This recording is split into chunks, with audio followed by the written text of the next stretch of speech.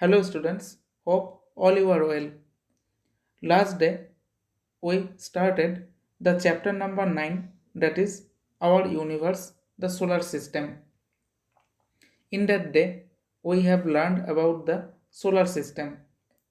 So today we'll learn about the how many years ago the earth was formed and how its condition become suitable for the life to exist. So, the Earth was formed approximately 4.5 billion years ago from a cloud of dust. Initially, it was very hot. It was like a huge ball of fire, molten rocks, and hot gases. With the time, these hot gases cools down and converted into clouds. Continuous rains cools its outer surface, and as a result, the surface becomes hard. The gases cools down and it forms the atmosphere. Slowly, the condition becomes suitable for the life to exist. Due to this, the Earth is the only planet of the solar system on which life exists because only in the Earth the oxygen is present in its atmosphere and water is present in liquid form, and its suitable warmth helps to sustain the life in its surface. Now we will learn about the different layers of the earth. The earth is made up of three layers, that is the core, mantle and the crust. Here in this image you can see the different three layers, that is core, mantle and the crust. The core, it is the innermost layer of the earth, and it is the hottest part of the earth, and it is mainly made up of iron and nickel. The core has a solid inner core and a molten outer core. Next, outside of the core, the layer is known as mantle. So mantle, this is the middle layer of the earth. It is the thickest layer which is made by mainly iron and magnesium. Next, outside of the mantle, crust is present. This is the outermost layer of the earth and it is the coolest and thinnest layer. Life exists on this layer only. The different plains, oceans, mountains, all of these are present on this crust layer. Now we will learn about how the volcanoes and the mountains are formed. So at first we will discuss the mechanism of formation of mountains. So the earth and the mantle float on the molten outer core. As I already said that the outer core of the earth, it is molten, and the crust and the mantle floats on this molten outer core. They are always being pushed upwards by the great pressure of hot gases and molten rocks.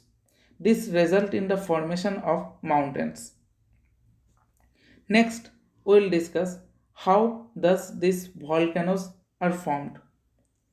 So, due to the extreme high pressure that exists below the surface of the earth, some weak spots in the crust break open.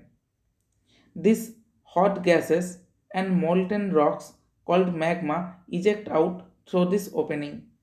This is called volcanoes. When volcanoes erupts, the magma comes out of the volcano, and when it reaches at the surface of the earth, it is known as lava. Here in this image you can see a eruption of volcanoes. Here you can see that magma comes out of the volcanoes.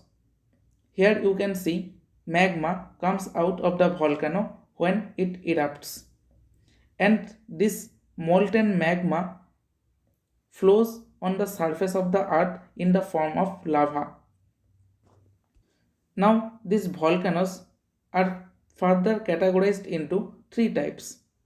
Number one, active volcanoes. Number two, dormant volcanoes. And number three, extinct volcanoes. Now, what is the active volcano? Volcanoes that erupt regularly, they are called active volcanoes. Next, what is dormant volcano? Volcanoes that have not erupted for a long time but can erupt again in the near future, they are called dormant volcanoes. Next, the third one, that is the extinct volcano. These are the volcanoes that have not erupted during the recorded history. They are called extinct volcanoes. Now we will discuss about the different types of movement of the earth. Earth generally shows two kinds of movement. Number one is rotation and number two is revolution. So what is rotational movement? The earth spins on its axis like a spinning top. This type of movement of the earth is called rotational movement. And for a complete rotational movement, earth takes 24 hours. Due to this rotational movement, day and night occurs within the earth. Next, we will learn about revolutional movement of earth. In addition to the movement around its own axis, earth also moves around the sun in a fixed orbit. This type of movement, that is the movement around the sun of the earth, this type of movement of the earth is known as revolutional movement. For a complete revolutional movement around the sun, earth takes 365 and 0.25 days. This period is called a solar year or simply a year. And due to this revolutional movement, different seasonal changes is occurring within the earth. So this is much for today. In the next class, we will discuss about the mechanism how seasons are changed within the earth. So this is enough for today. Go through these sections in your home through the book. So thank you.